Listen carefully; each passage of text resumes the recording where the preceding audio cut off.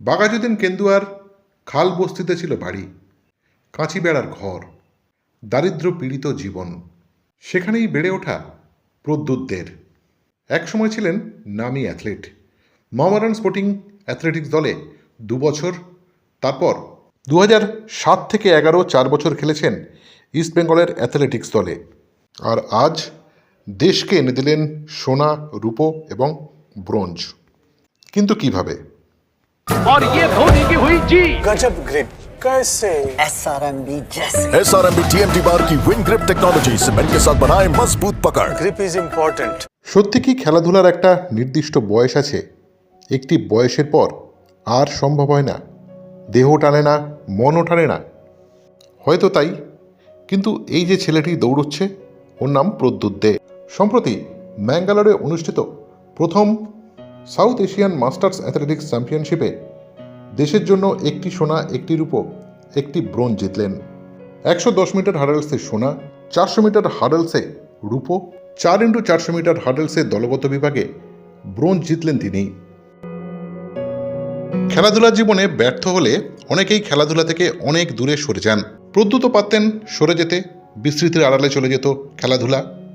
পেশায় তিনি একটি বেসরকারি কোম্পানির হিসেব রক্ষক। ছোট শিশুকন্যা দিয়াদেকে মাঠে নিয়ে যাওয়ার পর থেকে মাঠের প্রতি আবার প্রেম। একসময় মোহামেডান স্পোর্টিং ইস্টবেঙ্গলে খেলা প্রদ্যুৎ দে আবার ফিরলেন মাঠে।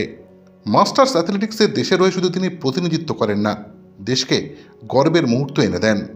দারিদ্র্যপীড়িত পরিবারে স্ত্রী, কন্যা এবং বৃদ্ধ বাবা এবং বৃদ্ধা মা রয়েছে তার। এখনও তারা আশাবাদী তাদের সন্তানকে নিয়ে। পরিবারের আত্মত্যাগের কারণেই তো আজও ট্রাকে ঝড়ের স্বপ্ন দেখেন প্রদ্যুৎ দে। গড়িয়ার এই বাড়িতে গিয়েছিলাম আমরা। প্রবল পরিশ্রমের ফলে এখন কিছুটা সচ্ছলতা, কিন্তু সবচেয়ে গর্বের জিনিস হচ্ছে ওইগুলি। জীবনে অর্জিত অসংখ্য মেডেল, আর তাতে নতুন সংযোজন সাউথ এশিয়ান মাস্টার্স অ্যাথলেটিক্স চ্যাম্পিয়নশিপের এই 3 পদক।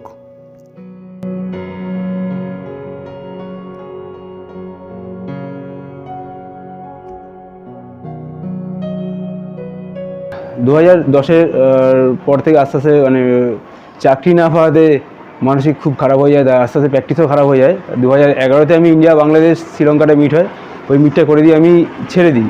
মানে আমি আর পারছিলাম না, কারণ আমাকে 2010-এ বাড়ির অবস্থা খারাপের জন্য আমাকে একটা চাকরিতে ঢুকতে হয়। তা আমি একটা প্রাইভেট কোম্পানিতে অ্যাকাউন্টসে কাজ করি। মাস্টার্সে নামাটা কতটা চ্যালেঞ্জ? চ্যালেঞ্জটা ছিল এরকম ব্যাপারটা, 2019-এর দিকে আমার মেয়ে আস্তে আস্তে 16তে জন্ম ওর। ও আস্তে আস্তে বড় হয়, তখন ও প্রথম মাঠে যেতে যায়। ওকে নিয়ে আমি যেতাম, আমার বাড়ির সামনেই গঙ্গাজল একটা মাঠ ছিল। তা ওকে যেতে যেতে যেতে যেতে ও যখন দৌড়াতো, আমিও দৌড়াতাম। প্রথম খুব অসুবিধা হতো, মানে প্রায় 11তে ছেড়ে দেওয়ার পরে সার্জারি হয় পেটে। তখন 30 পর থেকে আপনাকে মাস্টার্স প্রি মাস্টার হয়ে যায়, মানে তারা মাস্টার্সে অংশগ্রহণ করবেন 30 থেকে 35 থেকে 40 পর্যন্ত। তা তখন আমাকে একজন বললো মাস্টার্সের মিট হয়, তুই অংশগ্রহণ কর। তা আমি প্রথম কোভিডের, তখন কোভিড চলে আসে 2020-র দিকে।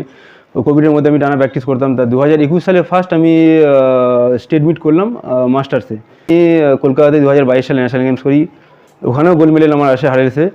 2024 সালে পুনেতেও ন্যাশনাল গেমসে আমার সেম গোল্ড মেডেল আছে হার্ডেলসে। মানে দীর্ঘ 3 বছর আমি হার্ডেলসে ন্যাশনাল গেমসে গোল্ড মেডেল।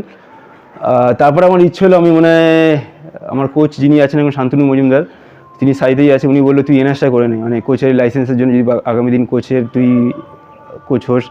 তো আমি এনআইএস কমপ্লিট করলাম, ওখান থেকে আমি ফার্স্ট ক্লাস পেলাম এনআইএসে 2024 সালেই। তারপরে এএফআইও অল ইন্ডিয়া বেসের পরীক্ষা দিলাম, সেখানে আমি টোটাল র্যাঙ্কিংয়ে 31 র্যাঙ্ক করলাম। আমার ছেলেটাকে খেলাধুলা ছাড়তে লাস্টে বাধ্য হলো যে তার টিফিন তুই জোগাড় করতে পারিনি। এমনকি আমি একটা একটা দোকানে কাজ করতাম, সেই দোকানে আমাকে তেলি 5 টাকা করে টিফিন দিত। সেই টিফিন না খেয়ে আমি ছেলের জন্য ফল নিয়ে আসতাম। এইভাবে আমি খুব কষ্ট করে মানুষ করেছি। দুঃখের দিনগুলো এখন ভুলে গেছি, যেহেতু ছেলে এখন ভালো জায়গায় চলে গেছে, এই জন্য আমি সেই দুঃখটা ভুলে যাই। কিন্তু মনে থাকে, অনেক সময় মনে পড়ে, খুব কষ্ট করে বড় করেছি তো ওকে। খেলাধুলা আমি দৌড়ে দৌড়ে নিয়ে যেতাম, ওর বাবা কাজে যেত, আমি দৌড়ে দৌড়ে এখানে ওখানে নিয়ে যেতাম। স্ত্রী পিঙ্কি দেও ছিলেন একসময়ের অ্যাথলিট। অ্যাথলেটিক্স জীবন সম্পূর্ণ করতে পারেননি, কিন্তু প্রদ্যুতের মধ্যে নিজের অপূর্ণতার পরিপূর্ণতা দেখতে চান তিনি। ক্যামেরার সামনে বলছিলেন সেই অনুপ্রেরণার কথা। হ্যাঁ একদম, মানে ওর পাওয়া মানেই তো এত বড় অ্যাচিভমেন্ট লাইফে, সত্যি কথা মানে আমার মনে হয় আমি মানে হাতে স্বর্গও পেয়ে গেছি। এত মানে আমার খুব ভালো লাগে। যখন প্রথম 2010 সালে যখন খেলা ছেড়ে দেয়, আমার এত খারাপ লাগছিল যে সংসারের জন্য খেলাটা ছেড়ে দিল, কিন্তু এখন আমার মনে হয় যে তখন ওর পাশে ছিলাম বলেই আজকে হয়তো এত বড় একটা অ্যাচিভমেন্টটাকে মানে গ্রহণ করতে পারছি নিজে থেকে। খুব ভালো লাগে, খুব মানে ভাষা নেই কিছু। দিদি ভালোবাসা করে বিয়ে, হ্যাঁ সেই কারণেই বোধহয় লড়াইটা অনেক বেশি। হ্যাঁ ছিল। আমাদের যখন পরিচয় হয় তখন অনেকে বলেছিল যে প্রদ্যুতের যা খেলার যেটুকু অ্যাচিভমেন্ট হয়েছে ওই আরও এগোতে পারবে না খেলাটা, কিন্তু আমি আমার মন থেকে আমি কোনোদিনই চাইনি যে ও খেলবে না। আমি সব সময় বলেছি 10 বছর পরেও যখন খেলায় ঢুকেছিল, যখন ঢুকছো তখন ভালো করে ঢুকতে হবে এবং ভালোভাবে পারফরমেন্স নিয়েই ঢুকতে হবে, যাতে জায়গাটা কেউ যাতে তোমাকে ভুলে না যেতে পারে।